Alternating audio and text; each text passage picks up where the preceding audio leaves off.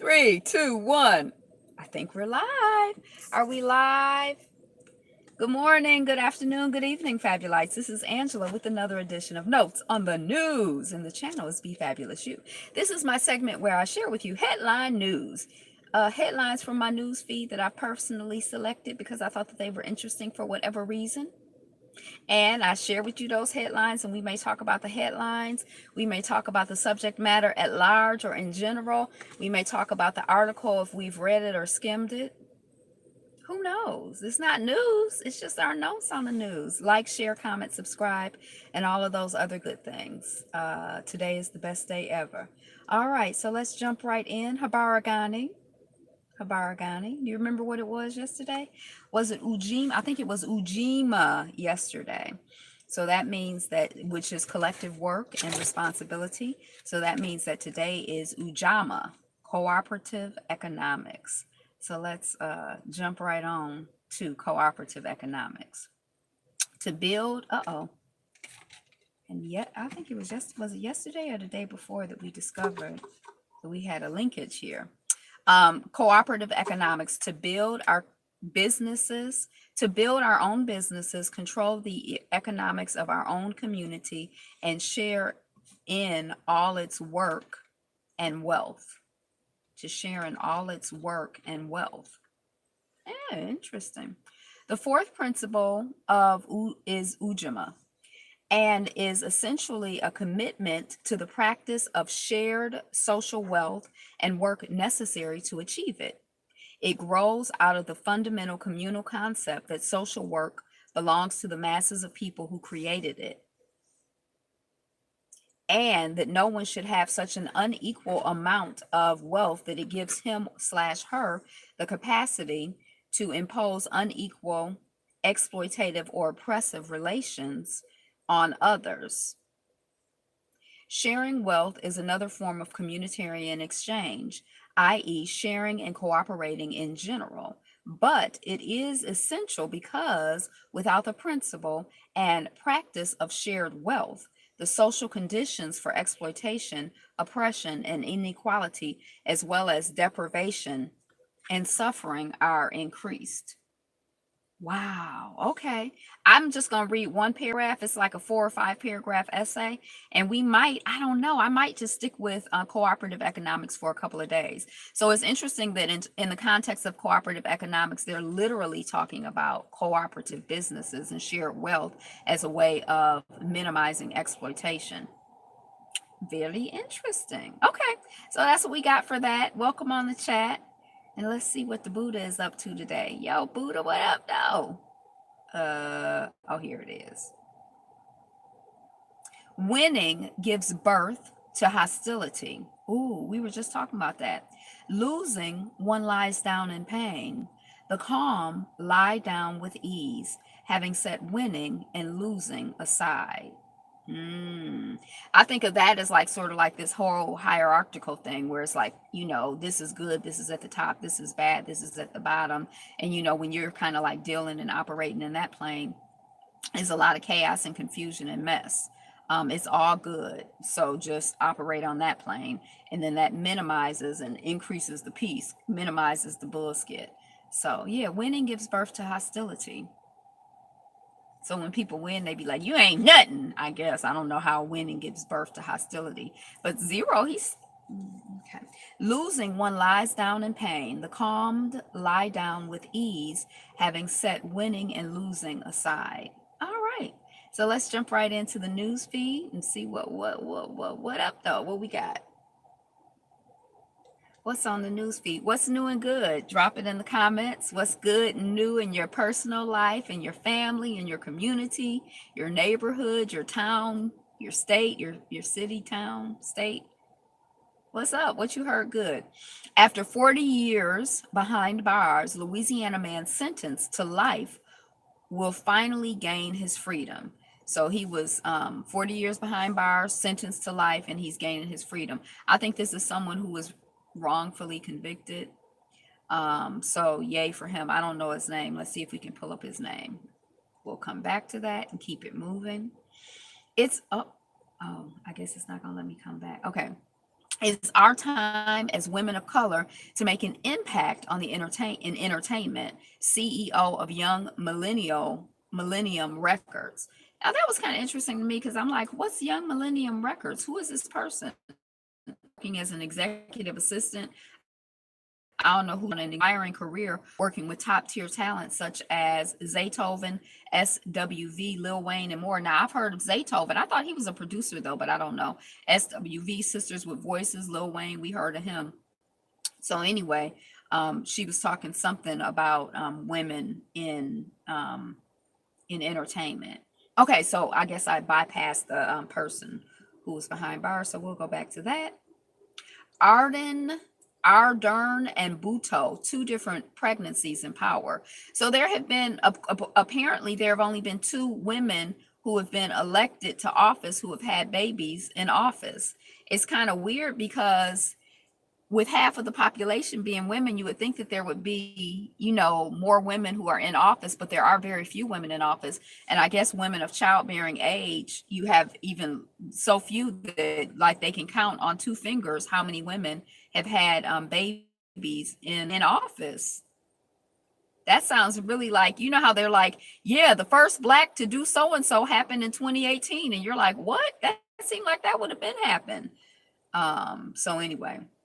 So this man, his name was Gerald Manning. He was interrogated by police for nearly 30 hours, during which he gave multiple and varied confessions to Vonda Harris's murder. So I guess he confessed to the murder of this person. But I feel like 30 hours is a long time for somebody to be asking you questions. To be interrogated for 30 hours is a long time. So I would imagine, I've never been interrogated. I've probably felt like I was being interrogated for, 3 minutes or 30 minutes at the most. But I can't imagine, even feeling like I was being interrogated or being interrogated for 3 hours, let alone 13 hours, let alone 30 hours. And then I feel like when I've been interrogated, it's by somebody who I could be like, look, I feel like you interrogating me, like get up off of me. What's up? What's going on? But, if it's the cops that got you and they interrogating you, then what do you do? So I'd imagine that you might confess to all sorts of things. I guess that's why he had many varied confessions. He was just trying to figure out how to get them up off of him, how to get them to leave him alone, I would imagine. It seems like the Innocent Project and DNA testing is what exonerated this man. Hey, welcome on the chat. His family members advocated for his release. And then it seems kind of weird too, like when someone gets convicted in the family, like how do they, kind of keep their belief and their hope and their, I don't know. I guess it would depend on the circumstances. Maybe in some situations, it's just obvious to you that my person did not do this. And then in other situations, it seems like it might cause you to like question, like, well, did they do it? Did they not do it? Like make you wonder about who you are. So, yeah. Okay. So the man's name is Gerald Manning. So yay for him. Um, Yay for Gerald Manning. Okay. We talked about the pregnancies in power. MoviePass, who I have been tracking for a while, and I don't know if we talked about it yesterday, but I saw something where some company has a thanks for the like, where some company has some kind of like they're competing with MoviePass. So they've launched their own program, to give MoviePass a run for their money. So I guess MoviePass is going to begin a surge in pricing next month. So for some movies, you'll pay an extra $2. That seemed like the wrong response when you have a competitor, but I don't know. Maybe people are situated enough in MoviePass that they don't have to worry. I never got MoviePass.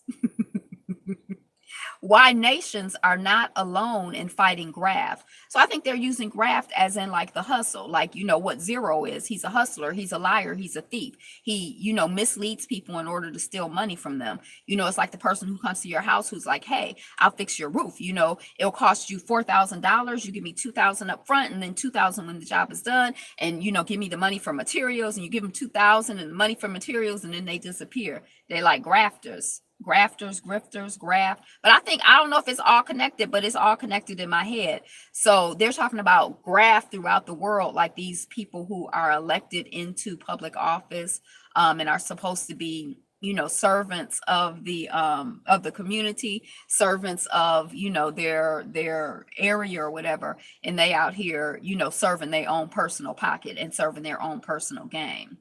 um Grafters and grifters, that's interesting. They're two different words, but I think they are related. Let's see. Okay, we'll come back to that. After winning $148,000 settlement over violent pool party arrest, Dejiria Becton plans a do-over to celebrate. So you'll remember, I'm sure, the image of the young woman who was at the pool party. She was like in a bikini or a swimsuit. There's a white man on top of her with his knee in her back. She's like a little young chocolate girl. So this was, they were at the pool party. Apparently, some white person called the police because they felt nervous, or the children were too loud, or because they just wanted to harass the black people. And the child, and it ended up being like a big deal. So this child got 148,000. We're gonna round up to 150,000 because it's a little hard for me to think, at that 148, although it's less than 150,000. So she got less than 150,000. So I would imagine that at her age, 18 years old, like 150,000 probably seems like a lot. I don't know how much she has to give to the attorneys, how much she has to pay in taxes, but like probably when it's all said and done, it'll be like 50,000. So she got 50,000, 60, maybe 70. I don't know. But she got a little chunk of money that's going to seem like a whole lot to her at 18. And I don't know who she has around her, what type of support system she has. You could very easily run through $100,000 very, very easily, so I hope that she has some sort of support system around her. I don't know if she feels like, yeah, for 150,000, that's cool. Whatever happened, it's over. I'm good now. I wonder if she's still traumatized, if she's still feeling the effects of it. If she was even traumatized, maybe it looked worse to me looking on than it felt to her being involved with the situation. You know, I don't know. I'm not really accustomed to people like putting their hands on me or handling me roughly. So it looked kind of traumatic to me, like, cause she was on concrete. Like, yeah, I don't know. That seemed like that would really stress me out. And then what happened to her body when it got slammed? So anyway, I don't know if that's like a yay or I don't know. I'm just telling you, I don't have no yays about it. I'm just sending out a prayer that I hope that she has support in terms of managing the money, in a way that's sane and makes sense, and is sober. She gonna have her little do-over party. That's, $5, $10, $2,000. And then, hopefully, we'll get sober and sane with the stuff. Because I feel like, I guess she want to celebrate. I don't even want to celebrate. So, just prayers out to the baby girl. Dejiria Becton. Wolfpack jailed for sexual attack, released by Spanish court. So these people were part of like a Facebook page or some sort of internet group called the Wolfpack. And I guess they were like into, I don't know if the group was like all about, I don't know what the group was all about. But anyway, these people went to like the chasing of bulls. It's like some ritual, and I don't know if it's called the chasing of the bulls, but bullfighting. And in Spain, they have like this yearly thing they do around this whole bullfighting thing that they have, where they terrorize and harass the bulls. And they raped this woman or had sex with this woman. A whole bunch of them, 4 or 5 or 6 of them, had sex with this woman. They were convicted. Oh, let me pull up the article, because there was something interesting in the language. So they're being released, I think, on bail. They have to turn in their passports. They had to pay some money. And they weren't convicted of rape. Because rape implies violence or coercion or force. They were just convicted of having sex with her without her permission or something weird like that. I'm like, I don't understand. What's the difference? But I'll come back to that when it comes up. Trump reportedly told his son, Don Jr., that he couldn't trust anyone, not even him. So this was kind of an interesting story too, because it kind of put me in the mind of the type of experiences some people have growing up. So he would say to his children, according to this article or the gist, And I'm sure he's not the only one. And that's why I want to talk about it, not specifically because of him, but because of the way that some people may be raised and how they experience the world. So he would say to his son, "You can't trust anybody, not even me." And then he would say, "Do you trust me, son? I'm your father." And his son would say, "Yes, I trust you." And his father would be like, "No, don't trust anyone, not even me." And so it seemed kind of like cruel to me and crazy to me. It seemed like it would break down a certain part of you that's needed for like your humanity. So, and the idea that you would want your children to be broken down in that way, I guess that for some people that would make their children really, really strong. But to me, it just sounded like really strange and like it would make your children weaker. Like I feel like support, particularly at certain stages of your life, is very, very important and it makes you strong, you know? And he seems like zero. He seems so weak and pitiful and pathetic. I feel like he probably went through a similar type of ritual or a similar type of indoctrination with his father as to why he's so insecure and mean and petty and pitiful, you know? So it seems like he's like case in point. If I don't know anything about him personally, but he seems to be the type of person who would have gone through that type of experience, the type of experiences he's been, reportedly his children through. Because I don't think it was just Don Jr. Is that the boy's name or the man's name, but other, other his other children as well. Okay, so this is back to the Spanish court and the wolf pack. A Spanish court has ordered the provisional release of 5 men convicted of sexually assaulting a young woman during the famous San Fermin bull running festival. All 5 were sentenced to 9 years for sexual assault, but acquitted of rape, a decision that sparked protests. So the victim, the young woman who was raped, assaulted, penetrated by 5 men without her permission, was 18 years old. That's very, very young. I mean, I don't think there's ever a good age for somebody to rape you, but I'm just saying, dang, 18 is young. Um, and then it says new demonstrations by women groups are underway in some Spanish cities. Now, that was interesting to me as well, because I feel like, why is the rape, sexual assault, forcible penetration of a woman's issue? Why isn't it a collective community issue? Why are only women's groups having an outcry? Why aren't men and men's groups having an outcry? You know what I'm saying? The men belong to a WhatsApp group called La Manada,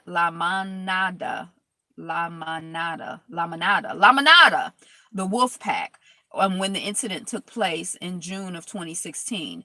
Following their conviction, defense lawyers launched an appeal requesting that the 5 be provisionally released pending the outcome. Magistrates in the same Navarra court that sentenced the men in April voted 2-1 on Thursday in favor of releasing the men on 5,200 pounds bail. So I think that might be around 10,000, or it might be around 2,000 American. I never remember how to translate the British pound or the euro. It's 6,000 euros. I don't know what that means either.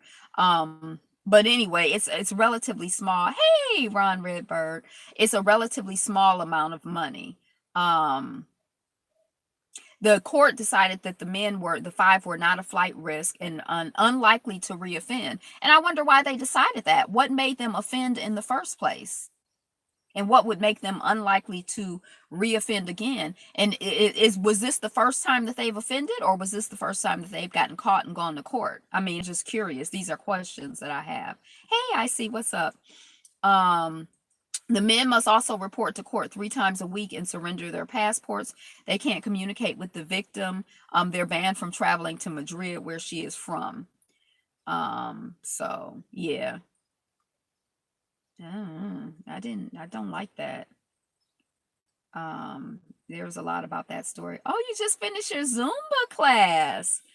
You should do it. You should do a video. Do you do videos? I would take like a virtual Zumba class, I think, if it was good. I'd try it. I would definitely try it. Trump, oh, we talked about that. Melania, speaking of the cruel and unusual and crazy people in Zero's family and in certain groups of people, cruelness and craziness, Melania is Zero's wife, right? Melania wears hair. Do you? coat on migrant visit. So she's going to visit the migrant children, and she's wearing a coat that has written on the back of it, "I really don't care, do you?"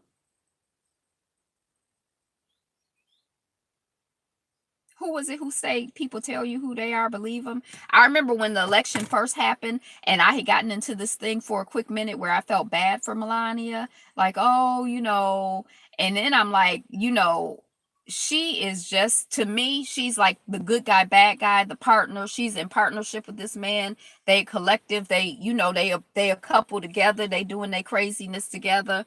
They Bonnie and Clyde, they all in it together. And see, something like this just reminds me of just that. Who does that? Why would you? It's not cute, it's not funny, it's disrespectful, it's insensitive, it's cruel, it's mean, it's petty. um so that's the type of people, or I guess I don't know if I should use the word people again, but that's that's what's going on, with how these people are moving in, or these how they moving in the world. Twin brothers lead as valedictorians at high school graduation. Don't we all love twins? I love twins. So we gonna pull up their name. I always felt that I was born a twin, and I think I heard a rumor that my father was a twin or triplet, but maybe I just made it up because I'm fated by twins. Are named high school valedictorians of their graduating class. They were born 11 minutes apart. Their name is my baby brother's name, and Miles, Malik and Miles George, were both named valedictorians at Woodbridge High. The two brothers scored SATs and remain A average students throughout their high school journey. Yay! Congratulations. The twin brothers have excelled beyond in academics. The last time the boys received a grade less than A was in the third grade. The two are huge fans of science research and were named the first doubles tennis partners. So they scholar athletes. They got some other interests. Malik and Miles said their parents, who celebrated their 20th year anniversary on Wednesday, are what drive them to perform well in school. Seeing them always doing their best to care for us has definitely made a good imprint on us, Malik told the news station. Whether it's academics, athletics, or some form of art. Oh, they're artists also. Whatever passion someone has, my best advice would be to just explore it and do your best, and success will come. Oh, look at the sweet poodles. The twins were offered scholarships at 5 different universities, including Ivy League College, Harvard, but they will both attend MIT. Oh, they're going to MIT. We worked hard, every course, studying, paying attention, asking questions. That's one of the most important things, being an active student in our education. Oh, the twins. Okay, we talked about that. Okay. Let me see if we got an image for them. It looked like just a video.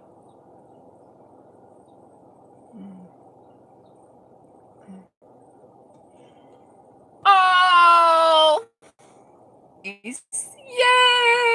33, 1, 2, 3, 4, 5, 6, 7, 8, 9, 10, 11, 12, 13, 14, 15, 16, 17, 18, 19, 20, 21, 22, 23, 24, 25, 26, 27, 28, 29, 30, 31, 32, 33.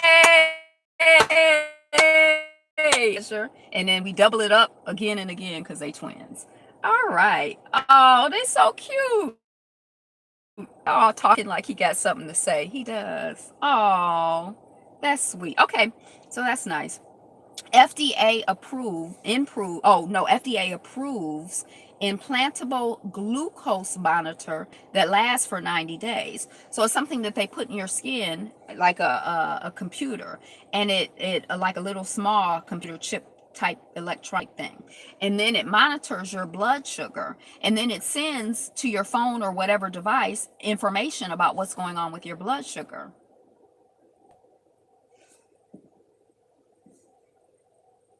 I just wish that the people didn't have diabetes. I wish that we didn't have diabetes. I wish that we were eating the foods that we needed, those of us who have it, to like ameliorate that situation. I wish that we did not have computers in our skin and then sending the constant information. Like, I feel like all of that investment in energy and all of that, let us invest that in improving our health so that we're not in this situation. I don't like it. I don't like it. I don't want us to become less human.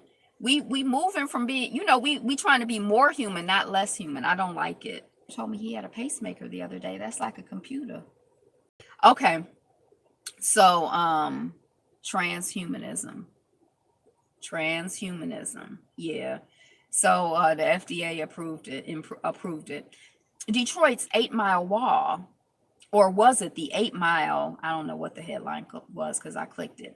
So I don't know if y'all ever heard about it. I was grown before I ever heard about it. And then my mother's husband is like, yeah, I used to live on the other side of it. I'm like, there was a wall separating the black neighborhood from the white neighborhood, like literally a wall.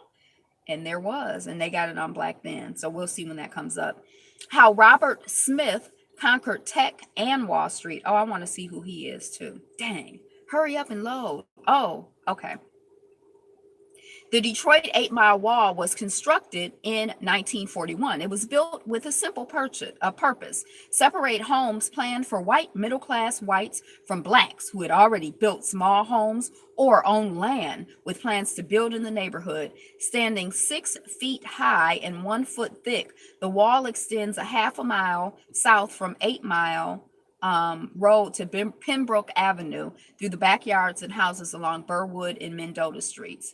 For some people, it's simply the wall. For others, it's called Detroit's Wailing Wall. I never heard of the wall or the Wailing Wall. Probably last year when I read this story, I was talking about it, and my mother's husband was like, "Yeah, I know about the wall," because I was like, "Did you know that there was a wall?" And he's like, "Yeah, I live by it." Many other residents like the name Burwood Wall because it refers to the street and sounds like the Berlin Wall. In 2006, community activists and residents of Detroit collaborated to change the appearance of the wall. Parts of the wall was painted with neighborhood children blowing bubbles. Capella singers. What's a capella singer? I've heard of a cappella. I don't know what a capella singer is. And Rosa Parks boarding the bus. It's difficult to follow the wall completely. Parts of it disappear behind homes, and in other areas, overgrown vegetation covers it. There are some areas marred by graffiti. Throughout the years, Detroit's segregated neighborhoods were integrated. And see, that's the other thing. A lot of times people think, oh, down south it was so bad. And then in the north, people were free and equal. But, Detroit has a long, storied, exciting history of what do they call it, housing covenants and harassing black folks and trying to minimize people and make them less and all of that other foolishness. Throughout the years, Detroit segregated neighborhoods were integrated as the virtual barriers to black home ownership were a thought of the past due to the civil rights movement, the growing middle class, and eventually white flight. The Wyoming 8 Mile neighborhood is now majority black, as is most of the city, and the wall meant to segregate the communities receded in the background. Did you? Did I tell you that I had a cardinal, that now I have a cardinal that sits in on that back window on the line? I've been meaning, I had said last night, I need to look up like the metaphysics, like what does this cardinal thing mean? Like see if it like resonates if I read anything where I'm like, oh, because I'm like, it's weird. But I haven't seen the cardinal today. But they were doing grass cutting and lawn work and stuff back there. So that cardinal is probably like hiding out. Okay. So that's the wall. Now, who is Robert Smith? Do we know who Robert Smith is? He's conquered tech and Wall Street. I'm about to buy a book on eBay on cardinals. Are you an Aries? Okay. It's it's a Saturday afternoon, the height of vacation season in one of South Beach's hottest hotels. And Robert Smith, Aquarius. Aquarius. I love Aquarius. I'm a shadow Aquarius. The founder of Vista Equity Partners is dressed exactly like no one within a 100-mile radius of Miami in a three-piece suit. That's his signature outfit of today. Gray plaid, blah, blah, blah, blah. Somebody's going to have to look him up because I'm not going to read this article because it's got this thing that goes across it. So I don't know if we need to be paying, do we need to be checking for him or nah? Nah. Do we check for him or nah?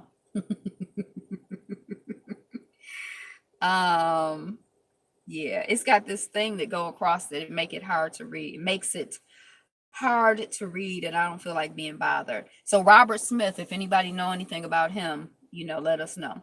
How to heal African Americans' traumatic history.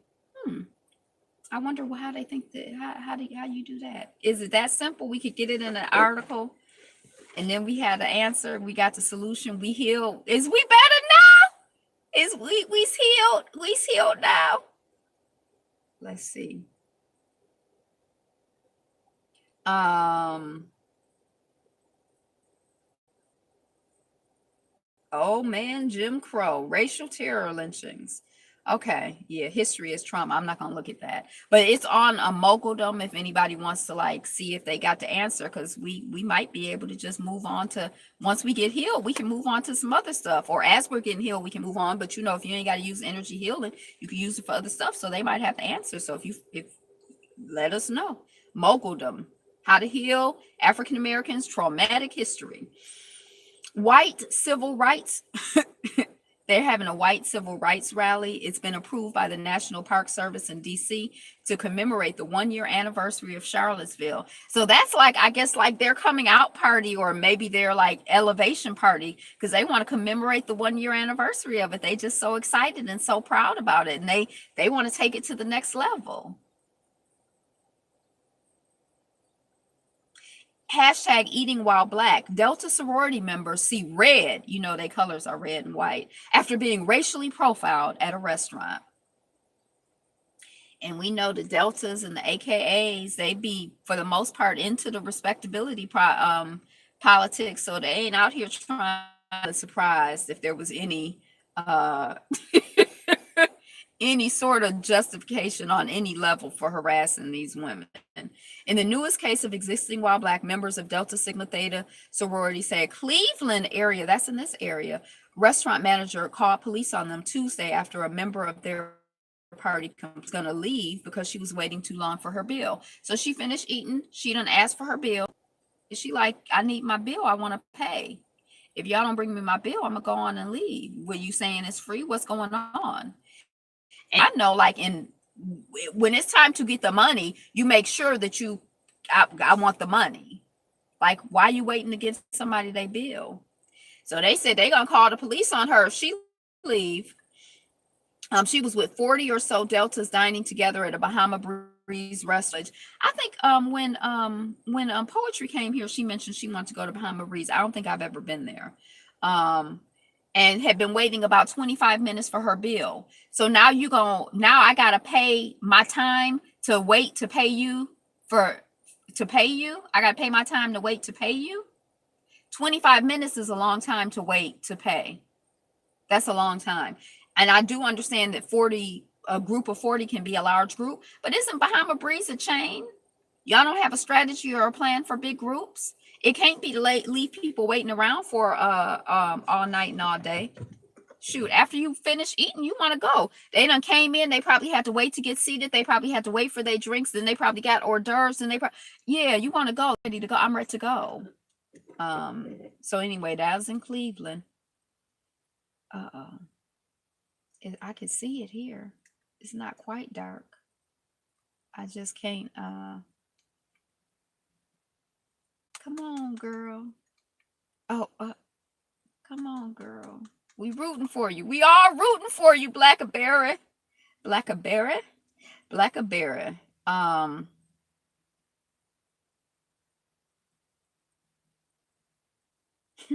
Asked the police to stay till all the bills were settled. I know them women wasn't planning to go there trying to not pay their bills. That ain't even how that's not even they thing.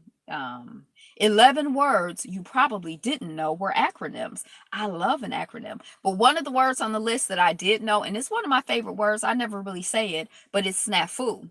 You know what snafu stands for, right? Situation normal, all effed up. I love that word. I never say it. Maybe since I'm talking about it now, I'll say it. But I don't know if I have enough snafus in my life to say it.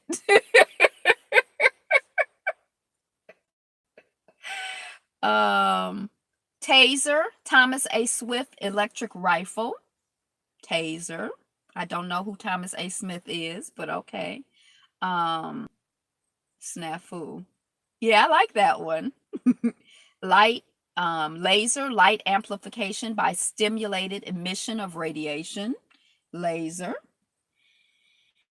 What else? Anything else? Oh, the base jumping. Um, what's going on? Building antenna span and earth jumping. I don't know what that is. Base jumping describes objects that people jump from. Well, I don't know nothing about that. This person looked like they jumping from a building. Who does that? I don't know if I would ever jump for, I don't think I would jump from a building. For thrill seekers, base jumping is one of the most adrenaline filled activities out there. Now, adrenaline is something, I'm going to tell you, I don't, do a lot of, I'm just boring. I don't do a lot of exciting things, but that adrenaline is something. I've had a couple experiences and it's like after you like, woo, I can feel it. I can feel the drugginess of it. CAPTCHA, CAPT, pays homage to an early computer pioneer. Completely automated public testing.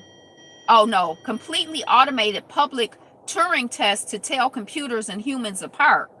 Oh, to tell computers and humans apart. I need to look into this. Oh, the little tests where they're like, a math problem. Oh no, they usually have you type a word and it'll be like lowercase, uppercase, the letters will be squashed together or pulled apart. That's to tell a human from a computer. Yeah. Okay. Care packages, CARE. I'll take endorphins over adrenaline. Endorphins. Oh, endorphins. Well, so very, very wise. That's why you teaching the Zumba. Get them endorphins going. I thought it was one more, but yeah. Okay, well, that was interesting. I think the most exciting one to me still was Snafu. I always remember that from when I heard it. Here and Gone, the National Negro Network. You ever heard of the National Negro Network? I never heard of National Negro Network. Let's see what National Negro Network is. Negro Need to Grows. The Need to Grows Network. Despite his skill and flourishing practice, this doctor was shut down and disappeared in 1802.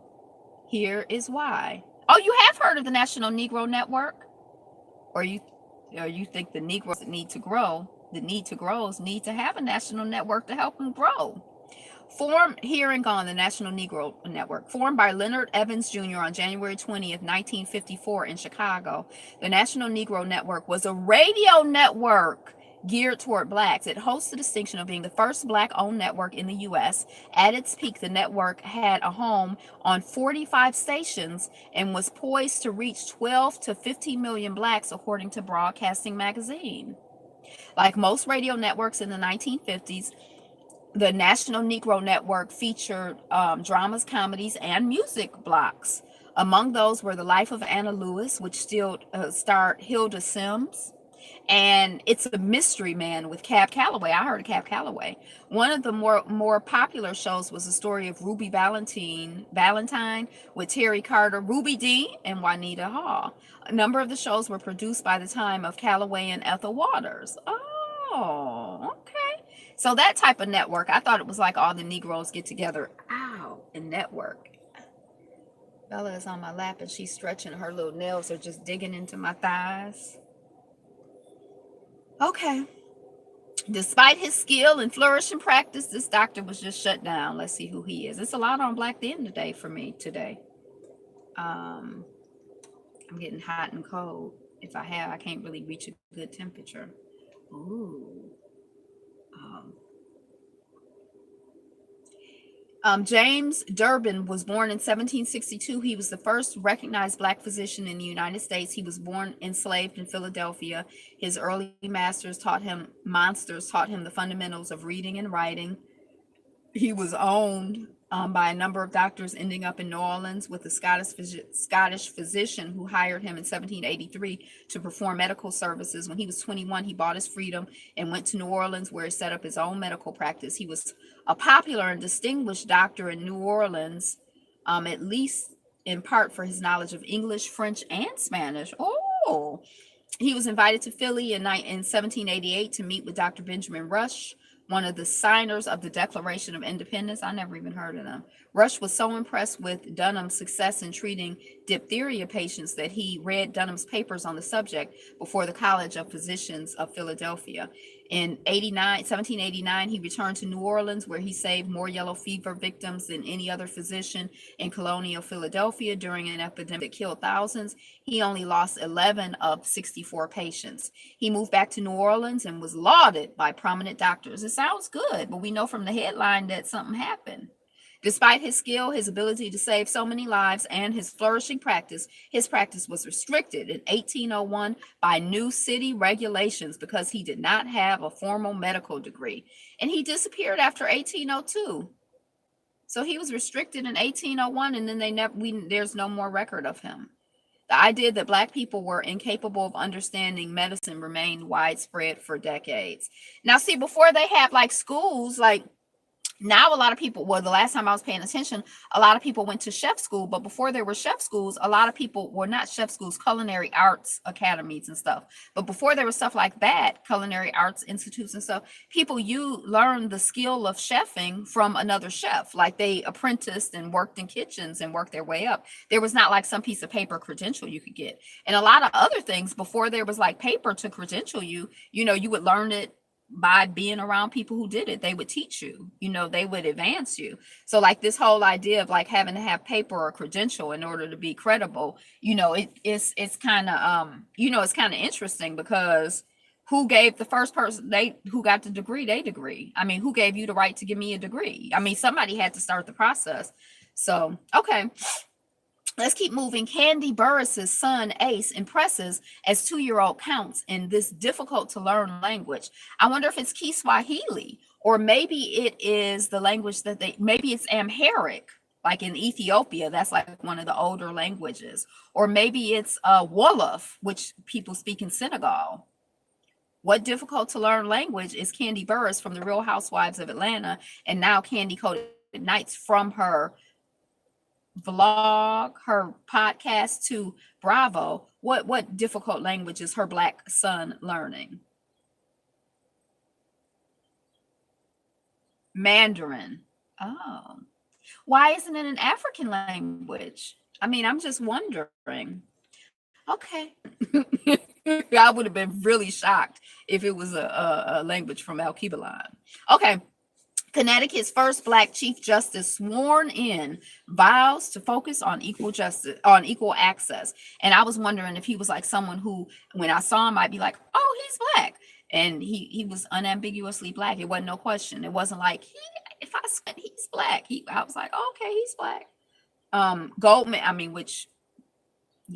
Goldman Sachs plans to invest $500 million in late-stage companies founded, owned, or led by women. That's coming off of Moguldom. #MeToo, the U.S. state about to elect a woman. So somewhere, I think it's a Senate race, or I don't know what it is, but it's down to 2 women. So one way or another, it's going to be a woman who wins. I'll come back to that. Oh, that's coming off the BBC. Janixa Bravo will direct film based on viral Zola Twitter story. I remember reading this story on Twitter. It was like, first of all, because it was like one tweet at a time. Oh, I'm gonna tell y'all about that time I went to it wasn't New Orleans. It might have been New Orleans. I can't remember. She went someplace with this white girl and her pimp, and she just told the story like tweet after tweet after tweet. Now, it was a good enough story. It was interesting enough, especially reading it tweet after tweet after tweet, because it was like in Twitter, and it was like, is it real? Is it not real? I think by the time I got to it, I more or less knew it wasn't real. But it wasn't like the best story I've ever read, but it wasn't the worst story I've ever read. So she about to make a movie or something. So that's good for her. She got a little an opportunity from her talent. Two women competing for a congressional seat in Pennsylvania say they are motivated by the hashtag Me Too movement. So anyway, it's an Asian looking woman. I don't know if you can see it right there. So yeah, that's what's up in Philly. So yeah, I'm interested to see the Zola Twitter story. I'd probably go see the movie, just off of, like, I guess, general principle. Like, I like the idea that, I feel like you have to get you don't have to, but she got her shine, her attention, came to be known through Twitter. Like, I think that's good. Oprah hits another millstone on the billionaires list. I don't know what it is, but yay, Oprah. After a long war for her, I don't know if it's yay for us, but after a long war, Colombia embraces peace at the ballot box. They say this is the first election where it ain't been no fighting and fussing and military, uprising around the elections. And it makes me wonder about I should plug this phone in. Well, I think I'm okay.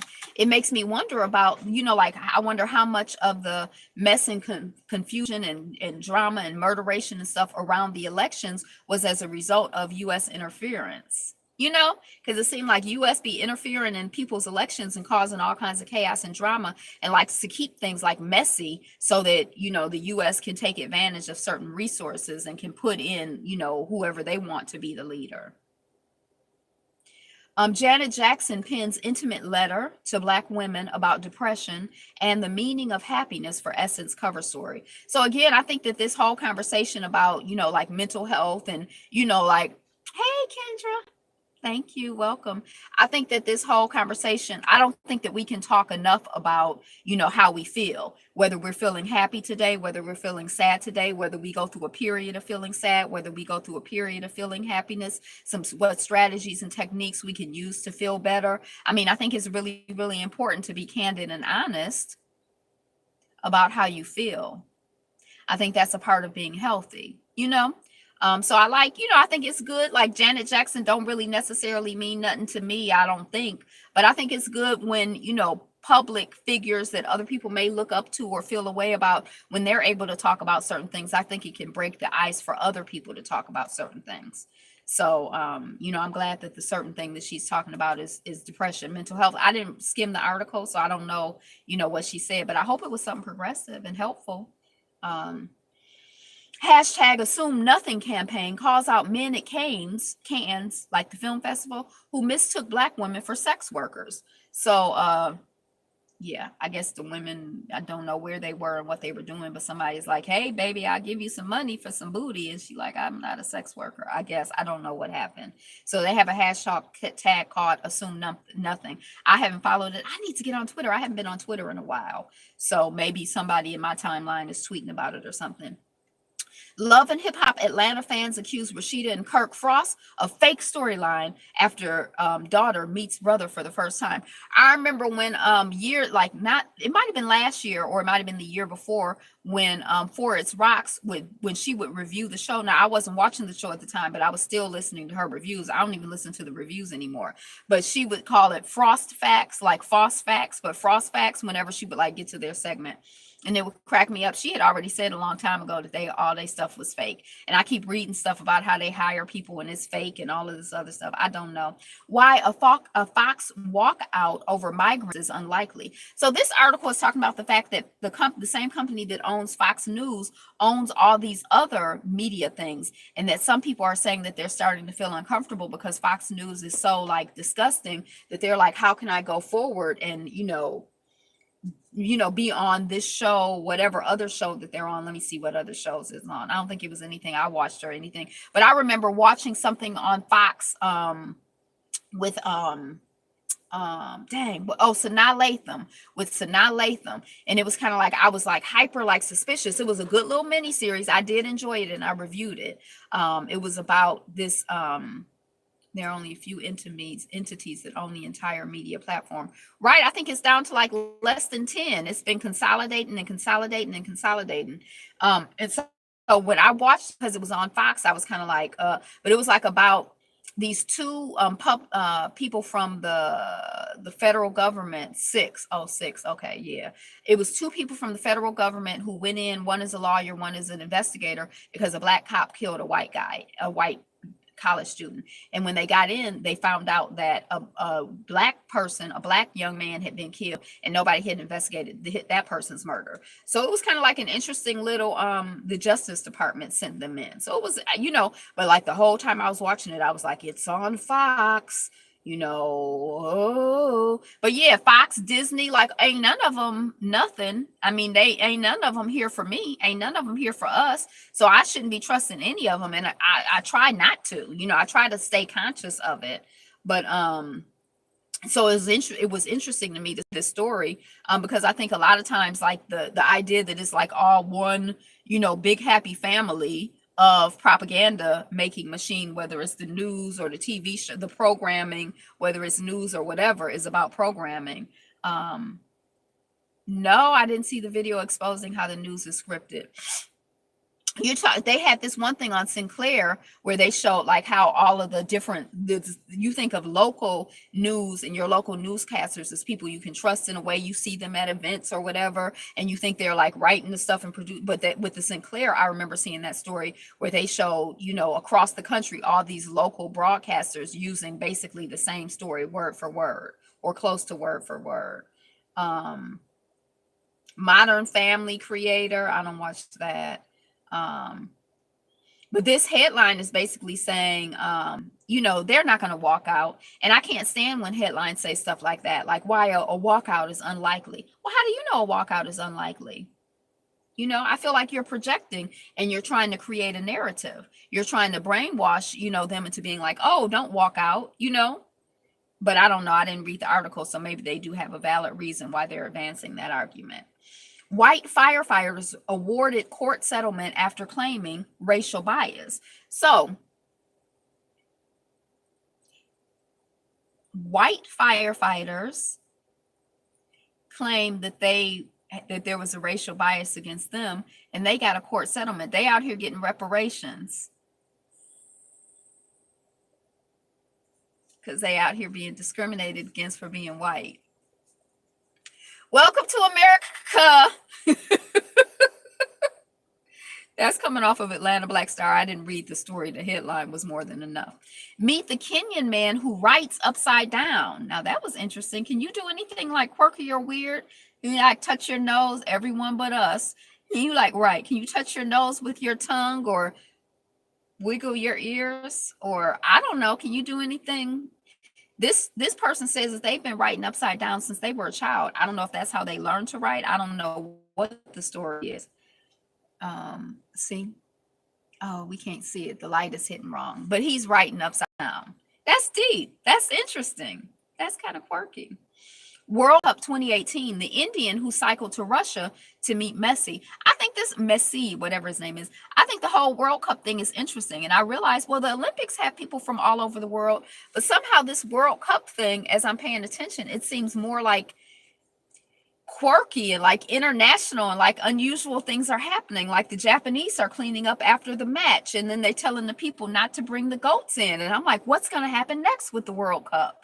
Like, I don't care about the game so much, but culturally, it's like, it seems really interesting to me.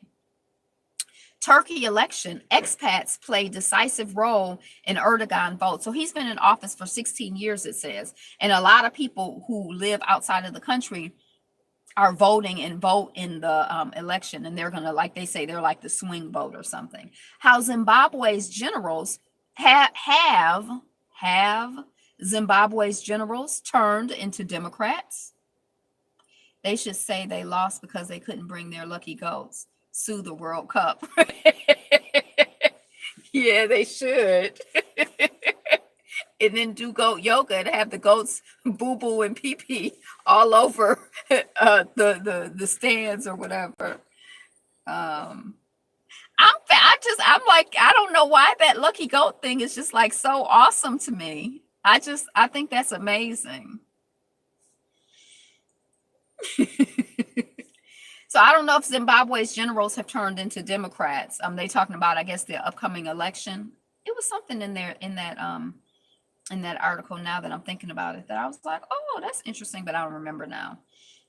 Chicago police falsely ID thousands as gang members, some by only a social media post. So I guess if you post up on your social media, me and the gang hanging out at where was the restaurant where the women at Bahama Breeze, they be like gang member. I don't know how they do it. I'm just going by the headline. In his well-cut suit, this is Zimbabwe, with outstretched hand and beaming smile, Sibusiso Moyo is the very picture of a modern politician. He speaks softly, smoothly, and pauses to listen as if he had spent years on campaign trails listening to the supplications of constituents. His desk is covered with papers waiting to be read and signed. We meet at the start of what will be another long day for Zimbabwe's foreign minister. Waiting in another room is the Russian trade delegation. There will be more meetings after that for Mr. Moyo, diplomats, civil servants, and the possibility that the phone on his desk will ring with a summons from President Emerson Mnangagwa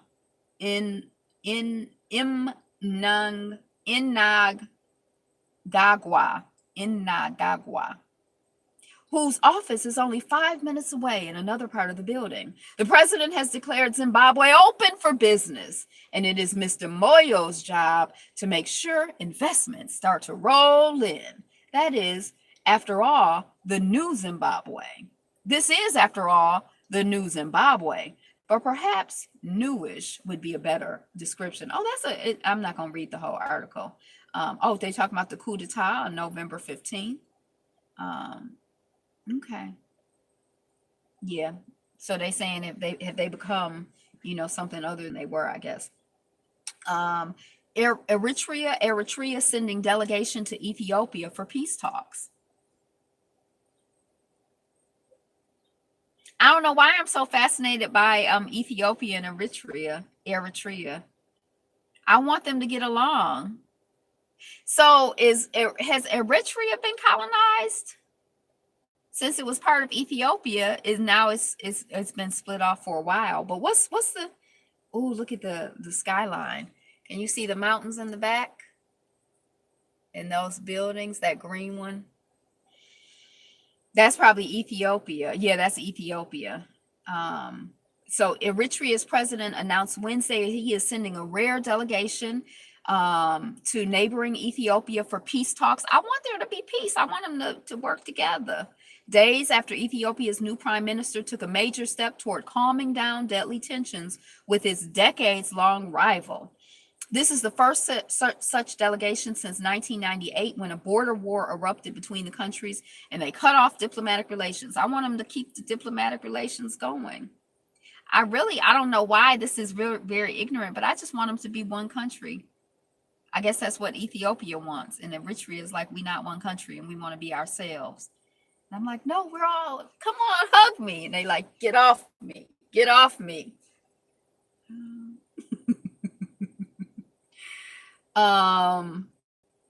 Ethiopia earlier this month made the surprise announcement that it would fully, Djibouti is to the south of Eritrea. I like to say Djibouti, like your booty, Djibouti. What's up with Djibouti? I don't know how you say it. Is that how you say it? I like to say that too. So anyway, that's what's going on. I didn't really read the whole article, but you can pull it up on Atlanta Black Star, and you can probably Google it. June 21, 1923, Marcus Garvey sentenced to a 5-year imprisonment. I was kind of like, I don't want to read no story about him going to jail, being sentenced to imprisonment. But actually, when I skimmed the article, it was just basically about Marcus Garvey. And the last time that we talked about Marcus Garvey, I'm like, I feel like we need to talk about Marcus Garvey more, because Marcus Garvey was out here doing some serious things. And I don't think we understand the significance of what he did. Like how many people were engaged in it. I think that it's look, that's Marcus Garvey. Okay, so on this day, Marcus Garvey was sentenced to 5 years. He was convicted on federal charges of mail fraud in connection with the sale of stock in the Universal Negro Improvement Association's Black Star Line. However, he confirmed that those allegations were politically driven. Marcus Mosiah Garvey was an advocate for Black nationalism in Jamaica and the United States. He was a leader of a mass movement known as Pan-Africanism, and he founded the Universal Negro Improvement Association and African Communities League. I never even heard of African Communities League. Garvey also founded the Black Star Line, a shipping and passenger line. Wouldn't that be nice? You have the same birthday. Oh, wouldn't that be nice to take a ship, like be on a passenger boat? Like, yeah, I'm on the Black Star Line. What if the Black Star Line existed today and we could like all take a cruise on the Black Star Line? Wouldn't that be nice? Or, yeah, that would be nice. A shipping and passenger line which promoted the return of the African diaspora to their ancestral lands, although many American Black leaders condemned his methods and his support for racial segregation, Garvey still managed to attract a large following. When the Black Star Line went bankrupt, Garvey was imprisoned for mail fraud and the selling of his stock. And they were doing all kinds of things to undermine that man. Like, it's like, oh, it just went bankrupt. They was trying to undermine that man, undermine his effort, his movement.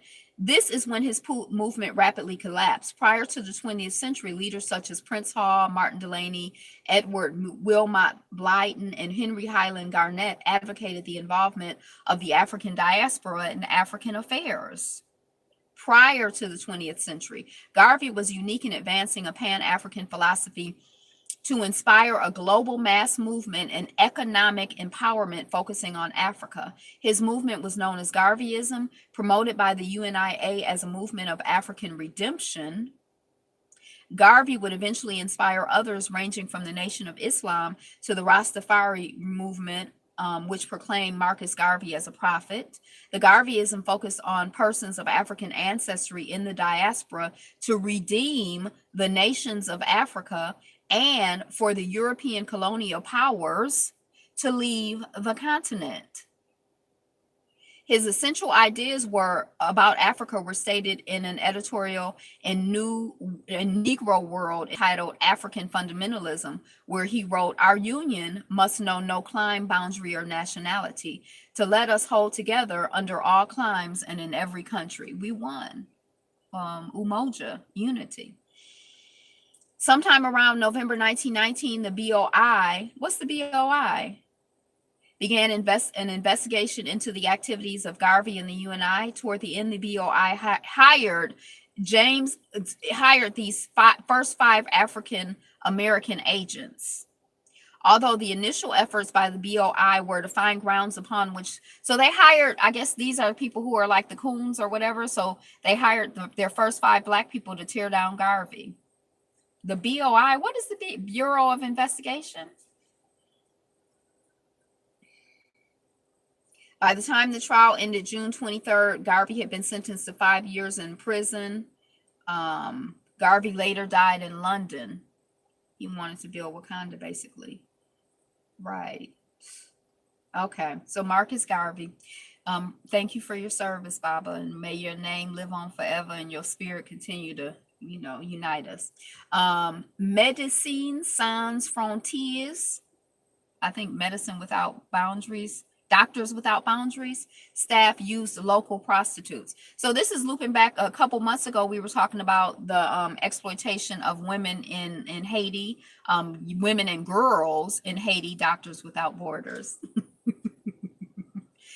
So we were talking about that, and a lot of these charities being found to be involved with exploiting women and children, girls, in exchange for food, having people do stuff. And this is basically like the same story. Whistleblowers tell the BBC, so female former employees said the behavior was widespread. Shame on them. One said senior colleagues said it was possible to barter medication in exchange for sex. Oh, they need medication? Just give me some sex. I'll give you some medication. People who are vulnerable. I need medication and I so desperately need it that I'm gonna have sex with somebody. And that's something that somebody, feels is a good way to be in the world. The charity said that it does not tolerate abuse, exactly. abuse, harassment, or exploitation. The use of prostitutes, and I don't like this language either, because they're talking about the use of prostitutes, and it almost implies that, oh, I was like voluntarily a prostitute. I think a lot of people who are in that situation, particularly in other countries, but wherever they are in desperate situations. They're in desperate, they it's not like, oh, well, you used a washcloth on the counter because it was there to be used. It's like you're using people who are desperate and who are desperately in need of money, and you're supposed to be there on some charity, on some helping people, on some in service to humanity.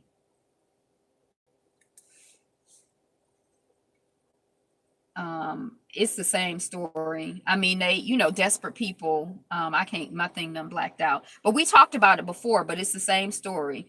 Um, and then the women, what was also interesting about this is that the woman who was a whistleblower was talking about, and it makes sense. If you have a spirit of wanting to exploit people because they're vulnerable, it's not just going to be limited to wherever you see vulnerability and an opportunity to exploit. If you're a predator, you're going to predate. You're going to predate. You're going to be a predator. You know what I mean? So this woman was talking about how the men she was working there and they were spending 15 minutes talking about her breast, and she trying to change the subject. She in a professional work context and they want to talk about her breast.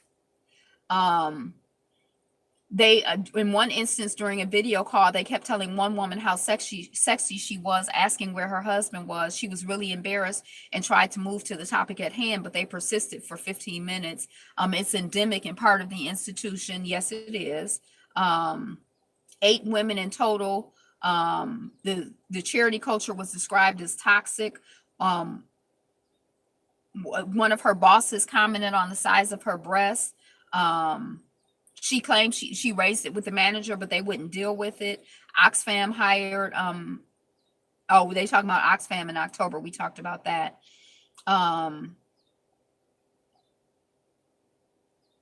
They say they've conducted a thorough thing for their files. But anyway, it's basically the same story.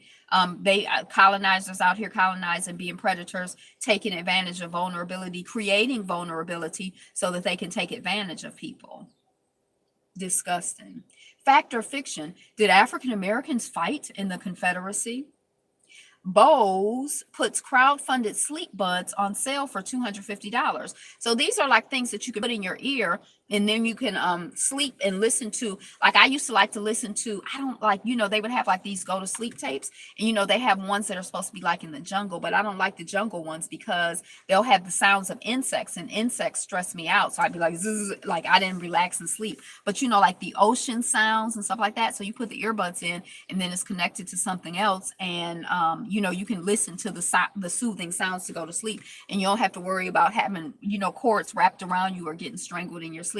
I don't particularly care for like all the Bluetooth and the wireless stuff. I don't care for the wires, but I don't care for the wireless stuff either, because I feel like it's like electronic waves and stuff all over, and you like cutting through them, and like what impact is it having on you? And you're sleeping with it. I feel like we need to have less electronics in our rooms with us while we're sleeping. EMFs. Yeah, I don't know the language, but yeah, probably EMFs is what I'm concerned about.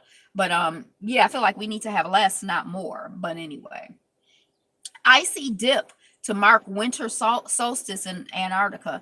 Oh, happy summer solstice today. I started my cleanse, so I'm just gonna do raw. Pray for me. Just gonna be, if I'm aiming to do the longest cleanse. Wouldn't be able to sleep with those electronics, right? Doesn't it seem like it would like be counterproductive? But I guess somewhere in Antarctica, back to this dip, to celebrate the winter solstice, they have dug a hole in the ice, and they jumping in the ice. They taking a winter dip. Who want to jump in icy water that's like covered in ice? That's a celebration? I'll pass on that one. That does not sound appealing. Right. It sounds awful. How horrible. And you volunteering to do it? That sounds like a torture chamber. Like, as punishment, I'm gonna dip you in this ice cold water. Okay. I done lost my place. So Habaragani, what was it?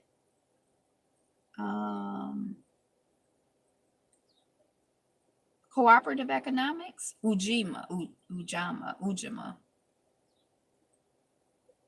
me see. We'll take a quick break.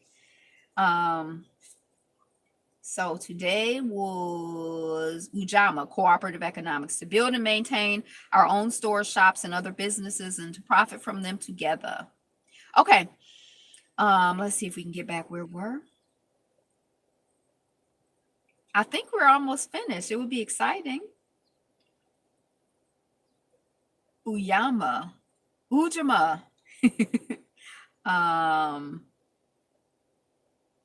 Yeah, I like that little essay. I'm kind of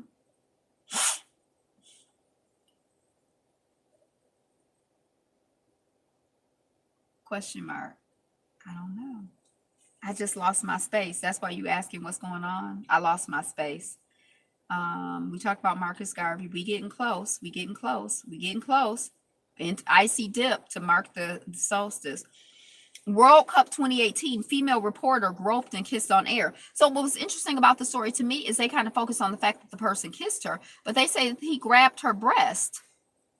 So she was on the air, he grabbed her breast and kissed her. And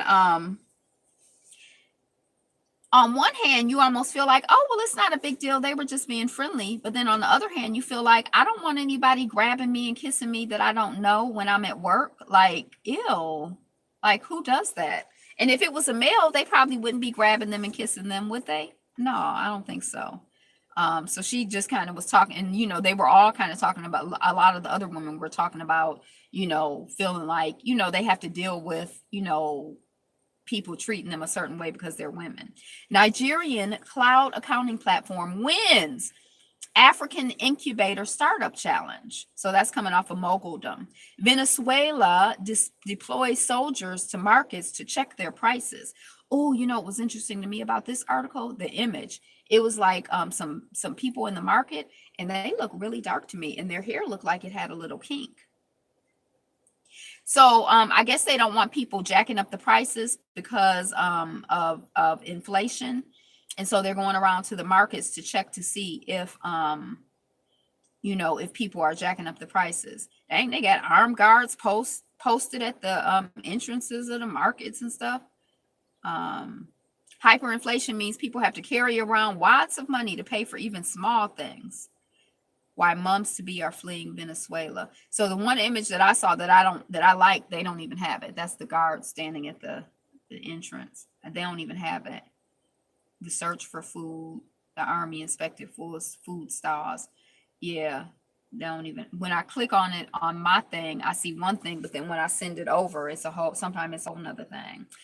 Parents of Kendrick Johnson, student found dead in gym mat, exhumed body for third autopsy. I don't know if you remember this story, but the child went missing, and then they later found him rolled up in a gym mat. And I've heard different things, but I heard that his body cavity had been emptied, and it was stuffed with newspaper, and missing organs. Right, that's what I heard. And the story was like, oh, the kids were playing and he tripped and fell in there and died. But the story seemed really weird. But it's really sad because I think this is 5 years on, and I feel bad for the parents because it's like, you know, kind of getting peace with the transition of their son and how it happened and what's going on and what's being said. It's like, I just feel sad. I feel bad for him. I mean, I feel bad for the child, but the child has made their transition, and I'm assuming that they're at some kind of peace. Organ harvesting is a real thing. It's sad. So, but just to keep digging the body up, and, you know, it's just, officials have maintained that his death was an accident, but his parents have felt differently. Discovered in 2013, state and local officials ruled that he suffocated after reaching for a pair of sneakers inside a mat and getting stuck.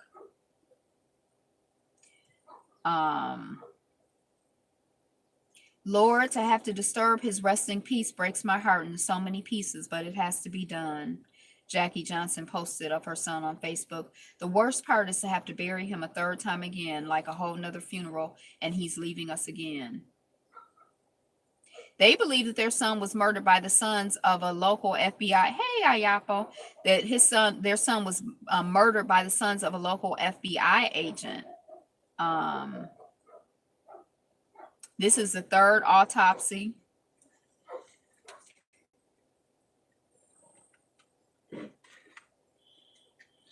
Or this will be the third autopsy. So just prayers out to that family. I just feel for them. And you know, you can feel just in that story, and it's 5 years later, that they're not at peace. Bella, people said hi to you. Move your little booty. Okay. They got a little dog down there. Okay. Amazon Fire TV Cube preview. Alexa still needs work as a TV guide. So this is like a combination between a Fire Stick and an Alexa. And people say it was bound to happen soon. I don't know. It's coming off of Engadget. I did skim the article, but I don't really remember any highlights. Virginia man charged with hit and run after dragging Black woman on interstate. Victim charged too.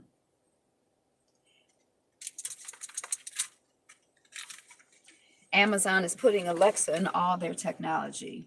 Damn, Amazon. Now I'm getting cold in here again. Okay. So this is coming off of Atlanta Black Star. Somehow it seemed like the people were on the side of the expressway. The white man stopped and started cussing them out. Alexa is the new big brother. Who was the old big brother? Big brother? Somehow it seemed like the people were on the side of the road, and then the man, I don't know what's she doing. Oh my God. Oh.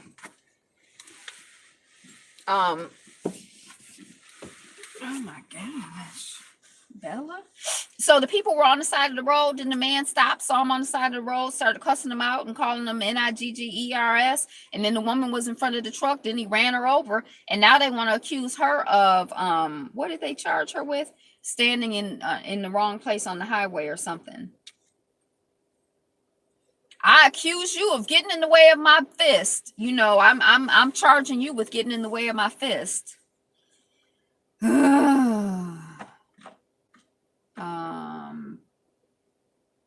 So that's in Virginia, and it's under investigation.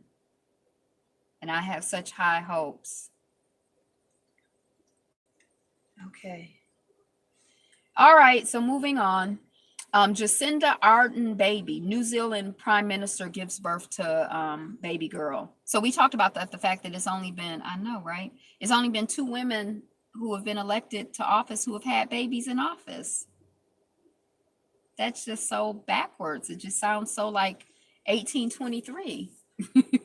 Intel CEO resigns over relationship with employee. Now, this was a weird story to me. One, because in the headline it said relationship in quotations as if it wasn't a relationship. I'm like, if it wasn't a relationship, then why y'all calling it a relationship in the headlines? And then when I read the story, it was like it was a consensual relationship. They say that happened 5 years ago, or it's been a long time ago. It doesn't seem like there's any case or anything, but they fired that he even existed. So whatever happened, it's like they got rid of him quickly over something that was they're claiming over a consensual relationship. It just sounds weird. It's a white man. Like, I mean, I know it's like the age of Me Too, but that story don't even make sense to me.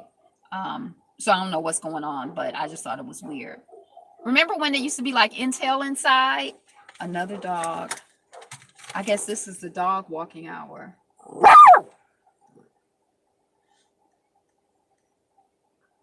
Intel Inside. Remember when Intel used to have that thing that said, hey. Intel, it was a little song that said Intel Inside. Y'all remember that? Hush, Bella. Lobbyists helped. Right. I used to be able to hear it because it seemed like one time I was like either I have a sticker on my laptop, but it used to say something. Yeah, Bella's not having it. She don't want the dogs walking up and down the street. She's shaking a little bit. I was a month premature. I think it was like I think it was like something oddie. I think it was like a sign. It was like a thing that they said, not just the sticker, but anyway. Lobbyist, she is cute. Oh, she thinks she's cute. She ain't as cute as you think she is. It's a deception. It's a tool she uses to run the world. Lobbyists help gut California's net neutrality bill. So the government, Ajit Pai or whatever the man's name was with the FCC, led the charge to get rid of net neutrality. California, like, we gonna have our own version of net neutrality, and we gonna make it even more progressive than what the federal government had. And then the lobbyists went in and they paid off the people who was making the decision. The bill they done passed, they say like that the people who initiated the bill were so disgusted. She's running tricks. That's what she does. That's her specialty. That's her speciality. The people who initiated the bill were so disgusted by how pathetic it was that they wanted to withdraw it, but the rest of the people went on and passed it anyway.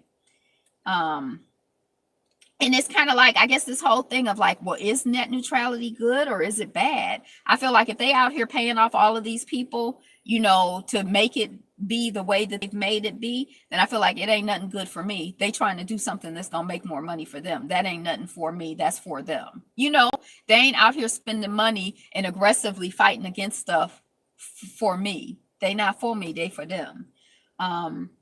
The man who was fired by a machine. Oh my God, this story was so deep. So the man go to work. He on a 6-month contract or something. He go to work. He get there. His key card don't work. He swiped the key card don't work. Security guard, black guy. Security guard recognizes him, lets him in.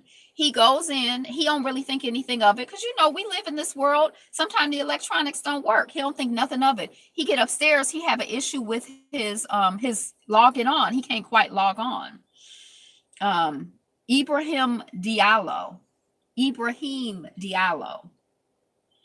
So he was jobless for 3 weeks with no idea why. He was fired by the computer.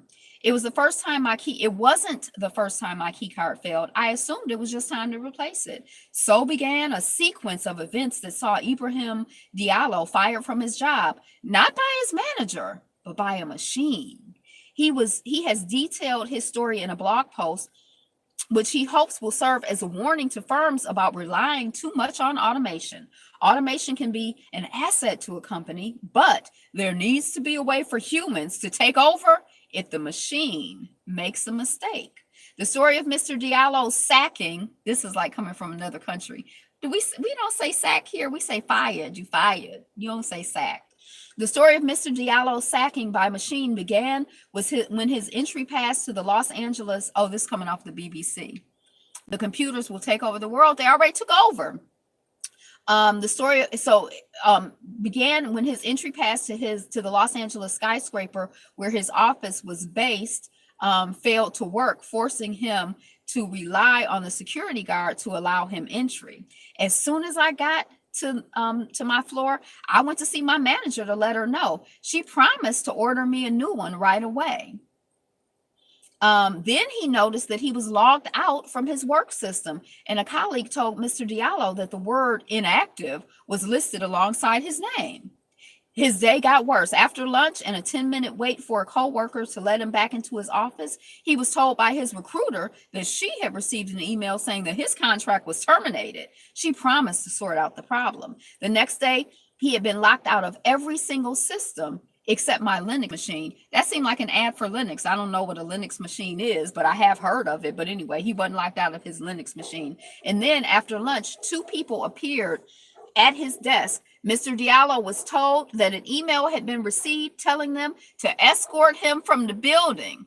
I ain't got to go home, but you got to get the heck up out of here. His boss was confused. But helpless. I don't know what to do. The computer said to do it, so I can't do anything. I was fired. There was nothing my manager could do about it. There was nothing the director could do about it. They stood powerless as I packed my stuff and left the building.